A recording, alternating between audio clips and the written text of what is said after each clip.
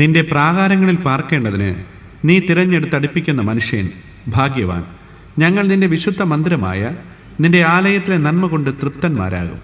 ഭൂമിയുടെ എല്ലാ അറുതികൾക്കും ദൂരത്തുള്ള സമുദ്രത്തിനും ആശ്രയമായിരിക്കുന്ന ഞങ്ങളുടെ രക്ഷയാം ദൈവമേ, നീ ഭയങ്കര കാര്യങ്ങളാൽ നീതിയോടെ ഞങ്ങൾക്ക് ഉത്തരമരുളുന്നു. അവൻ ബലം അരയ്ക്ക് കെട്ടിക്കൊണ്ട് തൻ്റെ ശക്തിയാൽ പർവ്വതങ്ങളെ ഉറപ്പിക്കുന്നു. അവൻ സമുദ്രങ്ങളുടെ മുഴക്കവും തിരമാലകളുടെ കോപവും ജാതികളുടെ കലകവും ശമിപ്പിക്കുന്നു. സങ്കീർത്തനങ്ങൾ 65 അധ്യായം 4 മുതൽ 7 വരെയുള്ള വാക്യങ്ങൾ.